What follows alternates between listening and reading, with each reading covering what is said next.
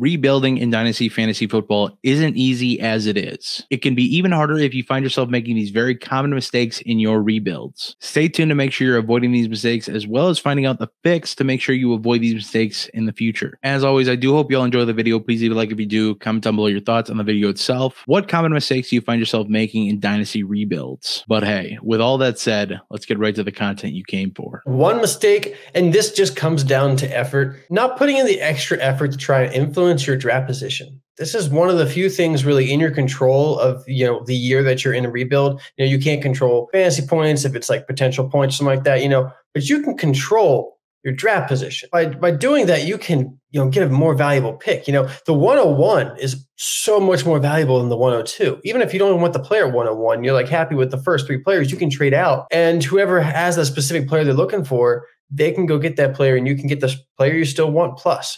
Having that 1-1 is just so powerful in Dynasty Fantasy Football. You know how rookie fever ends up. I know how rookie fever ends up. The 101, especially this coming year, is going to be huge. What can you do to make your draft pick more valuable? Maybe it's going from the 104 to the 103, the 103 to the 101 or something like that. Whatever jump you can make, you should try to make. To do that, to fix this mistake, number one, you got to put the effort in. To put that effort in, you got to figure out how your draft order is decided. Check with your commish if you don't know. Is it by potential points? Is it by, your wins, losses? Is it by points for? What's the tiebreaker? Stuff like that. Figure that stuff out and then go from there to, I'm not going to say tank because I'm not a fan of not starting players. Don't start players who are on bye weeks and stuff like that. You should still play with integrity. By playing with integrity, you can still, have a goal of trying to get the most valuable pick. A lot of leagues play with potential points to do draft picks. Others play with wins, losses. You can have the same strategy either way, where you trade away fantasy points for draft capital or for long-term assets that aren't going to score fantasy points now. That's going to help you in either situation, no matter how the points scored reflects in the draft standing. Even with wins, losses, moving, some of your high-end receivers for some lower receivers plus some draft capital, moving some of those middle round guys who are productive this year, moving them for, some mid round draft capital, taking what you can get and making it so that you're not scoring as many points on Sundays. Now, you still want to set your lineup. Maybe, you're starting Rex Burkhead and you're starting Tevin Coleman. Say you're starting Tevin Coleman too. If you can't get rid of them, but you have them and you traded away everyone else because you're in a rebuild, that's okay, man. Because you're trying at that point to just get better for the next year. Keep that in mind. And, how your scoring works also takes into account. If it's super flex, hey, if you trade away some of your quarterbacks and build around other positions, you're going to score a heck of a lot less points than if you had 3 or 4 quarterbacks on your team. I really like this point, and I think definitely, focus on getting those older players off your roster earlier, the guys that aren't probably going to help you when you're coming out of this rebuild anyway. I think we'll talk about that a little more later. Mm-hmm. But I've even actually implemented this while I'm a competitive team who has a very not great team. Just for example, so this guy was, I think, like 4th least in max points for. He's not making the playoffs. He has like 1 win, but he has the 4th least amount of points. So his pick's shaping up to look like the 104. And I'm like, I want to do better. So I actually went to this guy as a competitive team and I traded for Travis Kelce and Josh Jacobs. So I pulled those 2 players off his team to tank his pick for me. And I'm like, this is kind of next level stuff, but yeah, it is one of those things. Just paying attention to where those picks are going to land, just the kind of impact that if he would have had his own pick, that should have been something he would be looking to do anyway. Yep. I just happen to be the main beneficiary. I had to give up 2 future first round picks in 24 and 25. So, I mean, I think it's a pretty fair deal all around, but I mean, it would be more ideal for him to get his own pick back, but hey, Bell, sorry. No, I like that point a lot. Getting the best possible pick you can, I think it's super underrated. And, it does kind of go, if you really feel like you're not going to make a playoff push anyway, hit the rebuild button as soon as you can. Or if you're already in a rebuild mode before the season, do whatever you can, get the best pick possible. Don't trade away the younger guys that you already have, but anybody who's older that doesn't really fit the time span, see you later, dude. Yeah, you're giving a nice little sneak peek into some of these other ones. Exactly. I try, man. I like to give a little bit of taste heading into the next one. But speaking of heading into the next one, looking at my next one, and this is something I see so often in the YouTube comments, just in our own leagues, diluting your asset pool to chase top tier talent you don't really need right now. And now I'm all about building around guys that are going to be studs for a long time. The example I have is Jamar Chase and Justin Jefferson. Don't hold on to the many assets you have. when you're rebuilding, you should be working on building an asset pool. You shouldn't be trying to consolidate into one or two players, because then you just never really build out your roster. Let's, again, bring up the point of Jamar Chase, Justin Jefferson. The going rate is typically 3 first-round picks. And if you're rebuilding, one of those that you're moving, if you happen to have this 3 picks in 1 year, one of those is probably going to be a really early one, and that really tips the scale in the value for those players. While not all first-round picks are guarantees or high-end core players, this type of move could effectively move 3 players who could end up being a Jamar Chase, a Justin Jefferson, off of your roster for the future, just to get one guy that's a for sure player. And I know there's some value in the known asset, but man, I've mentioned this so much. I want to build out an asset pool when I'm rebuilding and when I'm competing. There's teams that I have that, I don't like the two-iron horn, but like I'm a top 2, top 3 team in the league, and I still have like 15 draft picks in the next draft, in the 5-round draft coming up. I just want to always add on assets and add on draft capital where I can, so that when I'm competitive now and I want to make that expensive purchase, I can. Keeping in mind that one of those picks could turn into a Jamar Chase level talent in their own right is pretty huge deal. So hold on to your assets. Don't dilute your asset pool. Anything else to add to that point, Nate? No, I mean, I think you're totally hitting the nail on the head. You want to have the best odds that you can have when you're in a rebuild. You don't want to limit your chances. You want to spread your net as wide as you can. And I think you got to diversify your portfolio and just hope for the best. Yeah, I always refer to it as, more rounds in the chamber, more ammunition to, all these picks at the end of the day. Like, you can do all the research in the world. At the end of the day, these are, in some respects, lottery picks. We all know that the higher picks, it gets better and better, or worse and worse as you go down, better and better as you get higher to the draft. You're more likely to nail down a stud player. But, the more chances you have, even in the second round, the third round of your drafts, where you're drafting guys you like, but also guys that make sense, just that much more likely that one of those guys is going to hit and actually, immediately be more valuable than where you drafted them at is huge. But Nate, move on to your next pick here. Another interesting one, talking about draft capital. Yeah, I love some draft capital. Let's actually, I'm going to just bump off of something you said just in the last part. One mistake I see is being scared of future picks. And I'm not saying you're scared of 2023 draft picks this year, because everyone is obviously not scared of those. Sure. They love them. Being scared of 2024 picks, 2025 picks, as long as you're in a serious dynasty league, you should not be scared of those picks. You should not throw those to the side. Bob, you just talked about this trade, Josh Jacobs and Travis Kelce for a 24 first and a 25 first, right? Someone might hear that and be like, wow, that is so cheap. Those guys are scoring so many fantasy points right now. If I'm the guy trading those 2 players away, my team probably sucks. And I mean, like, I'm going to be like really bad this year. And I'm probably not going to be that great next year either. We'll get into more of this timeline stuff, but, look at your timeline. And if you're not going to be competitive this year or next year, when those 2024 picks come around and you're starting on your way up, they're going to be mighty valuable. They are going to be valuable. They are only guaranteed to increase in value. All your players are nearly guaranteed to decrease in value in the next 2 years, because there's going to be new players coming in, and we get so excited about all the rookies. Every class has its studs. Every class has its misses, of course, but every class has its studs. You might hear, the 2023 class isn't as deep as we thought it was. Maybe it's not as good. Oh, what about the 2025 class that's so far away? Who knows if it's even good. Every draft class is good. Every draft class has a positional strength. I'm not saying that every draft class has a couple great quarterbacks, a couple great running backs, a couple great tight ends. That doesn't happen very often. We don't get that lucky. But every draft class has a strength that you can, if you listen to the Dynasty Rewind, we'll tell you about the future coming up classes. We'll tell you how you can fit them in your timeline, how you can fit them in your schedule for how you want to make your team better. In 2020, the running backs were really good. We had DeAndre Swift, Jonathan Taylor. 2021, we had quarterbacks. We had great quarterbacks come out. Some of them are still working, but we had 5 first-round quarterbacks. 2022, look how many rookie wide receivers are just going crazy right now. Nuts. 2023, we have some really good running backs. We have top talent at the top of every single position. Every position might not be super deep, but we got some talent. And 2024, I'm telling you, there's a lot of talent in that class. They have a running back that's going to be the 101 very easily. They have a couple really good quarterbacks. You might have heard of Caleb Williams over at USC with Lincoln Riley right now. They got some really good guys. In 2025, these guys are freshmen right now in college. You have freshmen out there making plays, just like you have rookies out there making plays in the NFL. And those guys who play C2C and Debbie, they're just so excited about those freshman guys because there's so much room for them to improve, and they're already good. The same way that you get excited about rookies. So don't worry about the future draft classes. They're going to be good. They're going to have their top talent. If you get the chance to get one of those first, don't discredit it. Don't discredit one of those first in the future. It's only going to get better for you. And it's going to be a first-round pick by the time you get to it, which is going to be great. I have two things to add on top of those great points already. And this is something I've said before, is those draft picks right now are not going to be any cheaper the closer we get to the draft. They're only going to get more expensive and harder to get.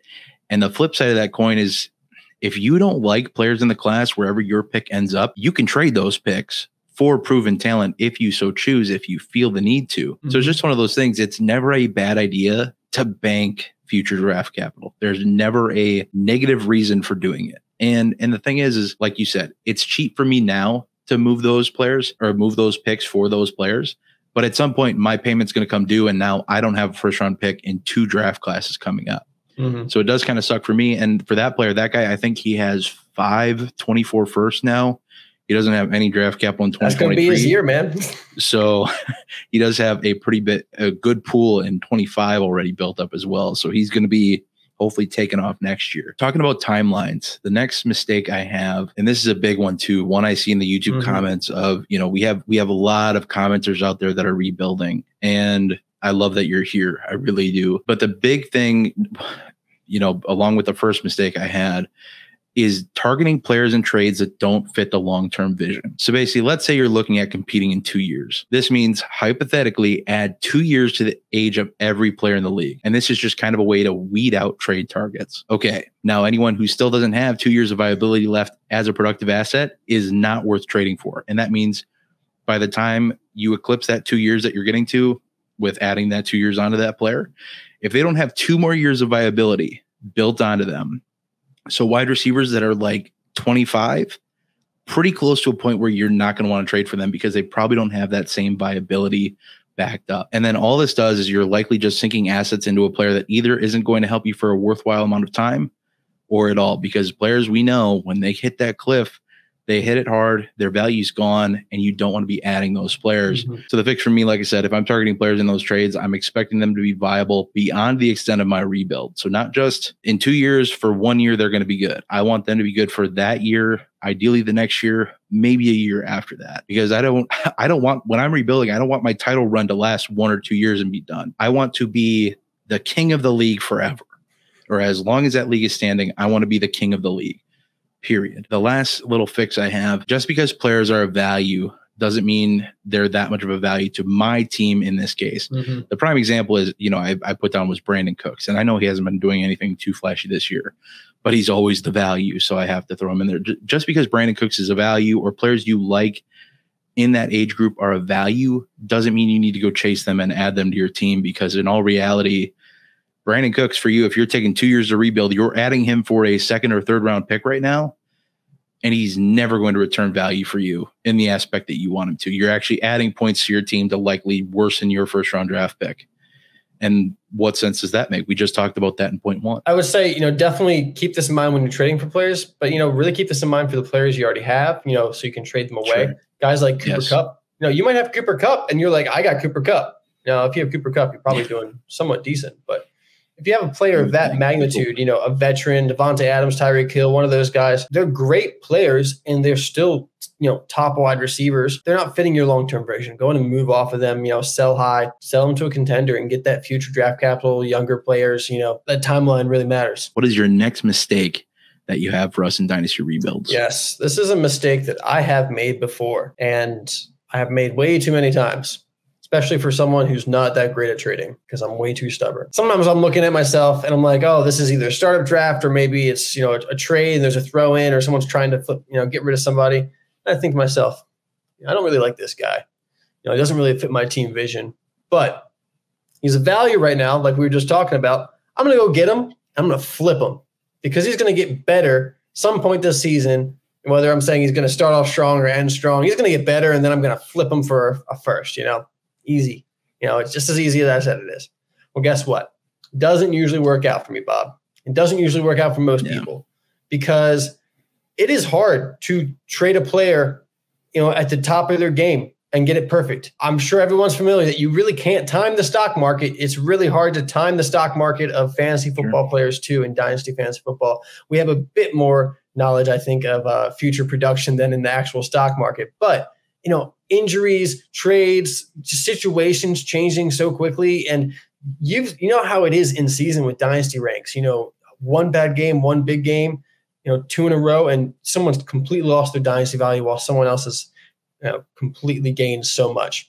It changes so quickly. If you don't make the trade in that exact week that you need to make that trade to, flip him and get that value, you could be stuck with a dead asset. You could be stuck with a player dying on your roster. To fix this, get players you like and that fit your team vision like we just talked about. Yes. To fix this is really a lot of this video and a lot of what Bob just touched on. But I just really want to point out the mistake of telling yourself that you can get this player for a value and then flip him in the future. It might work out sometimes, but I'm going to tell you that majority of the time, it doesn't work out as well as you plan it to. You might get a little bit of a bonus, but it might not even be worth the effort that you're putting into all the trade negotiations and all the time and effort. Don't bet on yourself like that. Bet on yourself with your eyes, your scouting, the way that you can trade for players that you like. Don't get players you don't like. It's nothing worse than being stuck with players you don't like. I 1000% agree. And my little bit to add to this is, we're not a home Reno show. Don't make it about buying and flipping. That doesn't need to be the case. If you're going to buy low on an asset, buy low on an asset that you believe in, like you said, that has the possibility to increase in value or the likelihood you believe that offers you the opportunity to flip for more later if you want, or to have them on your team. Always add players that, like you said, you like. You might be buying low on with the possibility to flip, or you're just buying low in terms of, if you can buy a guy for a second that really should be worth a first. Like I think a prime example for you right now would be Treylon Burks. I think that's a guy I think you can get relatively cheaper than you probably could have at the beginning of the season, or at least around draft time, that could easily ascend again in value. Now, that's not somebody I believe in. I think a good example of, the dying on your roster, the very small window you had for a player this season was Antonio Gibson. Yes. We saw his value plummet in the preseason. Brian Robinson gets shot of all things. And then Antonio Gibson, at least for a little bit of time when he was doing decent the first couple of weeks, and I had an offer on the table for I think it was a 3rd round pick in Damian Harris. And I was so close to I'm like, man, I don't, and I really wish I would have just done it, but it is a prime example of, and he wasn't somebody I bought to flip or anything like that. He just happened to be somebody who was on my team. But it is one of those things where it's like, I wish I would have just sold when I had the chance, but I think that's a prime example of, you could have bought Antonio Gibson super cheap when all the Brian Robinson stuff was happening and possibly flipped him later. But odds are you probably got greedy. So you're saying that, if you hold on to aging veterans too long, that's a mistake? Yes, it is. Holding on to aging veterans too long. Beautiful segue, Nate. My next topic of discussion, my next mistake is holding on to aging veterans too long. And again, this is kind of the timeline thing. And this is just me personally. I hate missing out on value. The last thing I ever want more than anything else in Dynasty, I think, something I hate more than like losing in general, is having players' value die on my roster when I could have gotten out on that player. Because there's not a lot of players that there isn't an exit strategy, at least at some point, where, you pass that last sign for gas for the next 200 miles when you're in Nevada heading to Vegas. You pass that last sign that says, hey, this is your last opportunity to trade that player. That's always there. That rarely does that just come out of nowhere unless there's a blatant injury late in the career. I'm very much the type of person that I'd much rather be out a year early than a year late too. Yep. It's one of those things. And we say wide receivers last forever. And my issue with that, and I dropped this in the Patreon group chat a couple weeks back, crazy stat. Actually, in the YouTube comments, I dropped this stat, and then also the Patreon too, because I love them. And I love all you guys in the comments too. I'm not playing favorites, trust me. Is that going back the last 5 years, and this is a small sample size, but over the last 5 years, there have been 3 wide receivers that have finished in the top 12 in Dynasty PPR scoring that are age 29 or older. Those 3 players, Julio Jones twice, Larry Fitzgerald, and Adam Thielen. Other than that, there's never been anybody 29 or older in the top 12, at least in that 5-year span. And I can only assume going back, it's probably about the same hit rate. So when people tell you that these wide receivers are going to be great for, when Stefan Diggs, who's coming into his age 29 season next year. And on the flip point of that, we do have the season now where Cooper Kupp, Mike Evans, and Devontae Adams, all age 29, have a chance to finish top 12 and a fairly good chance to do so. So I'll have to eat some crow there, but it's more of an exception to the rule than a new rule being in place. The thing on these guys is that the value can change so drastically, so quick. I mean, you look at guys, and I touched on this in the video that happened to drop last week now. The guys I moved off have been a league recently. Austin Eckler, Travis Kelce, Aaron Rodgers, and Mike Evans. I just mentioned him. All of those guys, this year ticks over, their value is even worse than it is now. You figure now, like, maybe Austin Eckler could easily net me a first-round pick. Travis Kelce should net you at least a first-round pick for both those guys. But Aaron Rodgers, even in Superflex, not playing well. Hard move right now. Same with a guy like Mike Evans, not blowing up any stat columns right now. That Tampa offense doesn't look great. Now, if I were to try to wait on those guys a little bit longer or try to play out this season and then try to flip these guys later, instead of getting some firsts back in return, I'm getting seconds and thirds. And that is a dramatic difference in value between where I'm drafting players then versus now when I have those first round picks. So the way I like to play it, get out on these guys a year earlier just to be safe. It's one of those things where this is a great case putting into practice the projected lateral tear down trade where you can try to move those assets that are producing at a high clip for a prospect you believe in plus some additional draft capital. Move down from an Austin Eckler to a Travis Etienne. Maybe you have to pay a little bit to get to him, but it's a heck of a lot less than paying, straight up to try to go get the guy. Especially if that team happens to be competing, it's kind of one of those where you have to look at the needs of the team of the player you're trying to get. If you're trying to ship those players, you're trying to move them to competitive rosters. What players on those teams are younger still, fit your vision that you can actually get on your roster? I just think that's, to me, is always the roughest thing I see. And then, touching on a previous point, trading for guys like this. Yeah. And it's one thing when they fall in your lap and it's kind of like, okay, fine. It makes sense and I've said this a lot in the YouTube comments, is that if you're rebuilding and you're getting these guys at a supreme value, your immediate intent should be to flip them. If you think these guys are going to be great for more than another year, you're up against a boatload of history that says otherwise. And for me, the second when that history kicks in, that history book kicks you in the back of the head, which would be interesting to see a history book do that. You're going to be sorry you didn't get out on these guys sooner. Next mistake I have in a rebuild, and I think this is an interesting one because I think when we talk about trades and assessing trade values, we always just bring up what can we get in picks. Yeah. Because it's that much easier when you're moving players to certain teams. Most teams, if not all teams, have draft capital. So it's just that much easier that's how we assess players. It's a good baseline. Capital. Exactly. But the way this mistake is thinking that you can only rebuild around draft capital. You don't have to just rebuild through the draft. You don't have to do that. What has benefited me in my rebuilds is my secret concoction is always going for a pick and a prospect. A young player who hasn't really done much yet, or a player who's been in the league for a couple years, but just hasn't, turned that corner yet, is just something that I like to try to do. I feel as though that a lot of teams that consider themselves rebuilding only target draft capital when they're in that rebuilding mode. And while I'm a huge fan of and an advocate of adding draft capital as much as I can, what this really does is it postpones your rebuild that much more. Whereas you could be getting guys that have already been cooking in the league a little bit, as opposed to, now I have to wait till 2024 to draft that player. Now I have to wait till 2025 to draft that player. Awesome. You got that capital on your team. I love that for you. But it is one of those things where if you're not also adding prospects or, buy low players, rebuilding trade targets, that'll be coming out or that have already come out by the time this airs. That way you're already getting players that are cooking in the league that little bit. So that way you're just that much more ahead. In reality, looking at these prospects, and this is why it's so important, and I talk about these guys need time to cook, it really takes about 1 to 2 years to really hit players' primes. And, we see rookies right now that are really doing well, especially at the wide receiver position. And Breece Hall, Ken Walker's done pretty well in the 2 games that he's had a full workload as well.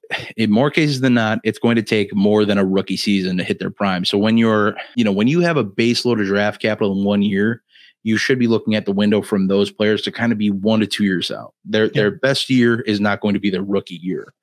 So you might have a ton of draft capital in 2023, which is awesome. Ton in 2024, but you're probably, after you have the 23 draft, if you have a good 25 draft that's full as well, you could be turning it around come 24 because those rookies might be producing in 2024, might be producing enough to, alongside the 2023 prime players, Yep. Or, if you already have guys now that are, prospects, those guys could be leading the charge. Just quicken it up a little bit, man. Exactly. That's the whole thing. It doesn't have to be either or. My ideal world is always target that pick and the prospects. The P&P rule, as I like to call it. I don't know why I decided picks and prospects. Pretty simple. Picks and prospects. Nothing else. Do not get dirty about it. This is just another way to spread out the longevity of your team long term as well. And I think that's a really underrated aspect of it. With my teams, and I always end up flexing, but I don't mean to. With my teams, it's always, I have, my top tier talent that are getting older, but then I have guys coming up below them. And then it's just a greasing wheel that okay, now I get to a guy that's a Devontae Adams level or a Mike Evans level.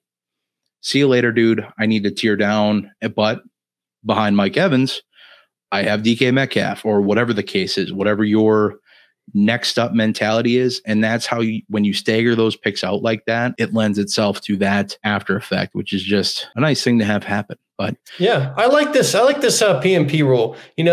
Go out there right now, you grab Treylon Burks and a 2023 second, maybe, or you go out and you're trading maybe a Tyler Boyd for a late second in Khalil Shakir or early third in Khalil Shakir or something like that.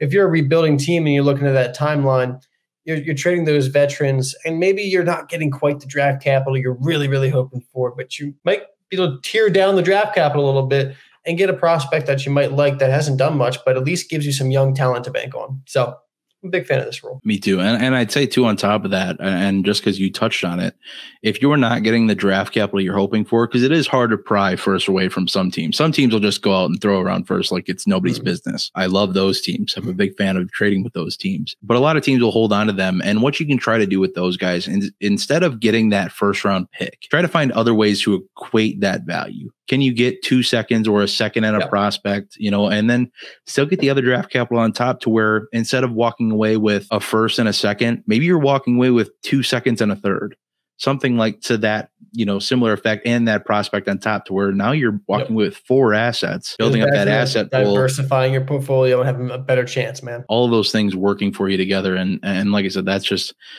don't be so set on building around solely draft capital, because that also lends you to having to be pretty good at picking out prospects and drafting, as opposed if you listen to the Dynasty Rewind. You probably are. Hopefully. You definitely have a lot of Chris Olave if you listen to me. So that's for sure. But some Jahan Dotson if you listen to me. But moving on, and this is my last point. Maybe we'll pull out some other ones in the meantime, whatever. I don't know. We pull out a few random ones here and there. The biggest one for me, and this is kind of a flip coin, oddly enough, but not knowing when to stop rebuilding. And this is something I think so many dynasty teams have. If you feel like you always have a really good roster, but you're not winning championships, this is the thing for you, because I think too often, too many teams just get into the mold of, I need the youngest, best players. Here's the problem with that. The youngest, best players, in quotes, are not the ones putting up fantasy points. It's the guys, it's the running backs that are 24 to 26. Josh Jacobs. Exactly. It's the wide receivers that are 25 to 27, 28. And it's not these young guys who I think we're maybe starting to see a little bit of a transition to where the younger players are putting up very awesome numbers compared to the aging vets. But you still look at guys like Cooper Kupp, Stephon Diggs, other guys we've mentioned in the video that are putting up points. And at the end of the day, that's what you need to know. But how I fix this, or how I discuss this, is from the day you start your rebuild, you should have a realistic timeline of how long that should take, and how long, at what point you should be like flipping the switch to be, now I can be competitive. How can you get to that point? It's kind of that life hack. And maybe you've heard of it. I'm sure somebody in the audience has, maybe. Otherwise, maybe I'm just making it up. If you give yourself an hour to do something, it'll probably take you about an hour to do. If you give yourself a half hour to do that same thing, it'll probably take you a half hour to do it, just because of how the mind works. Because you're giving yourself a specific amount of time. If you take an hour to clean the kitchen, which is a lot of time for most people to probably clean their kitchen, depending on how often they clean their kitchen. I'm not here to judge. I got a messy kitchen sometimes. So, it's one of those things where you'll dawdle, you'll sit on your phone, you'll just kind of play around. You won't have that intention of being that clean kitchen or competitive team come back to your window. At some point, we need to get to that point where we're developing a competitive roster. Otherwise, we're just going to be the pretty roster. And you've referenced this before that, yes, you can build up a team of awesome young assets. But at the end of the day, unless they're all clicking the right way, and that's, I think, what is the big definer between those younger assets that are still really good and those really high-end assets, is that they're more consistently scoring and putting up fantasy points. And that's because they've honed their craft. They've become the best wide receiver they're going to be, and they're putting up points. But, you know, dynasty players, and this is the prime example, dynasty players forget that some of the best players are older guys, like I mentioned. CeeDee Lamb, T. Higgins, Javonte Williams, Kyle Pitts did not win you fantasy league last year, but you know who did? Guys like Cooper Kupp, Stephon Diggs, Austin Eckler, asterisk on that because he did not play in the final weeks of the season, and Travis Kelce. Those guys did win you leagues. They got you to the playoffs and won the playoffs. So Vic, set a timetable. If you need to do a full teardown, it's probably going to be a 2-year deal. If you just need to get a little younger, kind of retool at the expense of moving some of the aging producers, this is about a 1-year deal. You shouldn't be focused on this forever, especially if it's I need to fix one of my quarterback, running back, wide receiver, or tight end rooms. This is one of those that it could just take an off season and some interesting moves. If you have a nice draft, if you have a ton of depth at wide receiver, which we always talk about building up, and you maybe have your 5th wide receiver on one of my teams, Chris Olave. I'm not trading him, but it's one of those things where if you don't love him as much as I do, you could trade Chris Olave for a top tight end or a top running back fairly easily, I would think, especially with how he's performed. But again, one of those things that you could take just an offseason and be considering more of a retool than a full rebuild, but set a point where you should be competitive again. The thing I hate to see is teams that, you know, really look good on paper, especially when we come to the season with all these lofty expectations for those young bucks that just don't fall to fruition just because they're not there yet. But it's still these old guys that are still running, you know, doing all of the things, scoring all the points, winning all the games for you. In reality, you know, let your team age a little bit. You know, once a guy is 24, that doesn't mean you need to get rid of him. That doesn't mean he's garbage. In fact, he's probably going to start scoring even more fantasy points than he did when he was 23, 22, 21. That just makes sense. But as dynasty players, I think too often, you know, we hit a point where this guy's too old.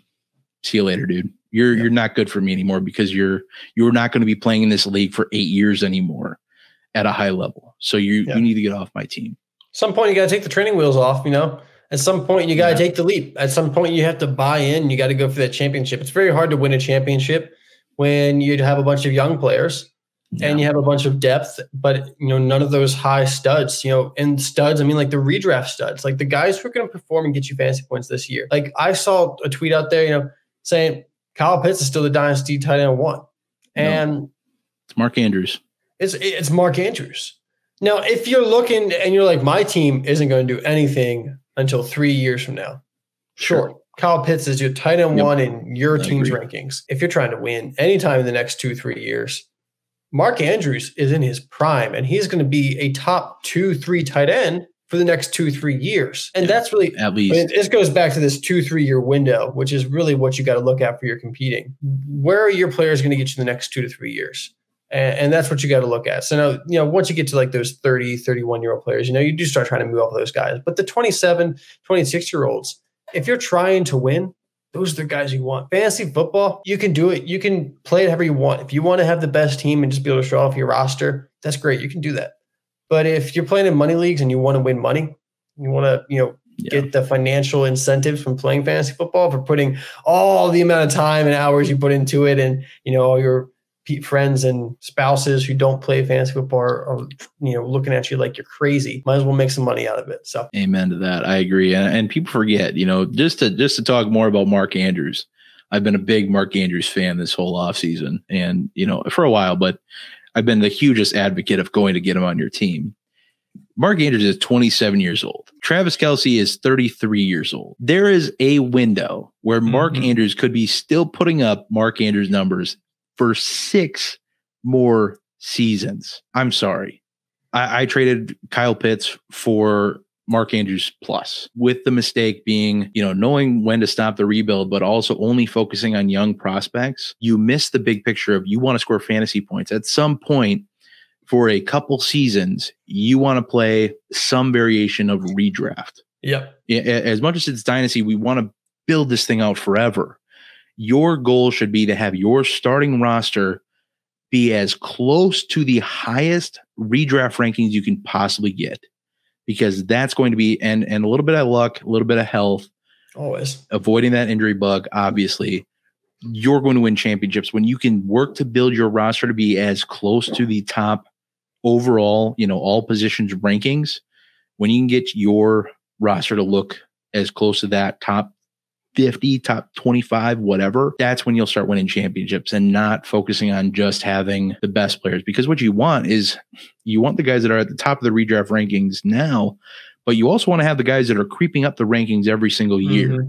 If you look at it like that way of the escalator of, I'm going to call this the escalator effect now because it really looks awesome in my head. You want the guys that are at the top now, but you want the guys that are, you want to load up your team with the guys that are working their way up that escalator. And then when other guys are at the top, it's just a cliff up there. They're not going anywhere. It's just a cliff. They just do a little U-turn and they go right down the other escalator. But then they're on somebody else's team is the goal at the end of it. They're on somebody else's escalator, and then that's where the cliff hits. But besides that, what was a really cool effect label is now just a joke. But that's how I want to look to do it. That's how I want to look to rebuild, how I want to get out of rebuilding mode. The last thing I'll add is the flip side of that coin. And this is kind of going back to that conversation of the stock market. It's really hard to hit that and project it and predict how things are going to break.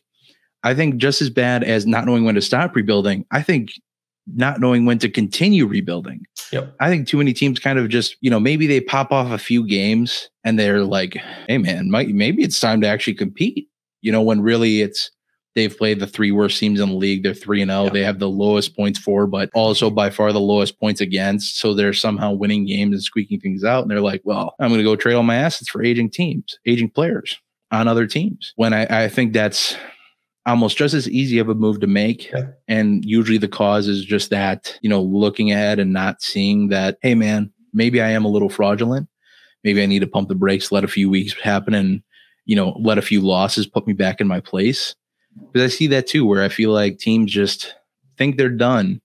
And it really makes it hard to, finish a rebuild. And this is why, right in the intro, I said, it's hard enough to rebuild, but it's even harder when you're making very common mistakes. And these are mistakes that I've made.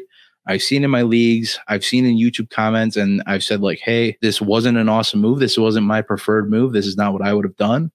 This is what I would have done. And now what I'm going to do in place of that move, best advice I can give is that I think that's a hard way to gauge that too. What do you think about that point as well? It's a great point.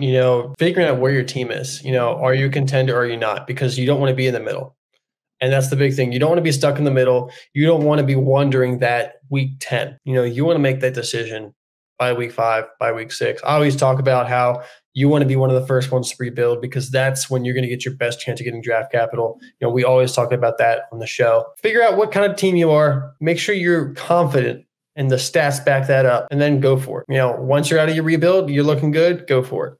If your team's not looking great, hey, if you play money leagues, it sucks, have to throw money away for another year, but you want your team to be set up to actually win championships, not just, come in 6th, 7th place and just not get any farther. Nate, did you have anything else to add? Any mistakes you want to discuss or anything at all to add? Echoing what you said earlier, we made a lot of these mistakes ourselves. Sometimes I still make these mistakes, but, just get better, move forward, create the best team we can and win those championships. Amen to that. It's all a learning process. And I think, one of the other mistakes you could make is just being afraid to make them. I think people get gun shy when it comes to trades and things like that. It is one of those things where we learn by doing. I've been playing leagues for 10 some years now, and it's just a matter of every year I've gotten better. I make these mistakes, or I've made some of these mistakes. Some of them, like I said, I've pulled from people I see in my leagues, and I'm just like, dude, I know you're not ready to compete. What are you doing acquiring that old guy? I don't, when moves like that don't fit the picture, the trajectory, it's tough. While that is it for this one, I do hope you all enjoyed. Please leave a like if you did. Comment down below your thoughts on the video itself. And tell me what mistakes you are no longer going to be making in your Dynasty rebuilds. If you are rebuilding in Dynasty, be sure to check out the video on your screen now where Zach and I dive into our strategies on how we attack our rebuilds. But hey, that's going to be it for us today. We will see y'all in the next one. But until then, y'all have a good one.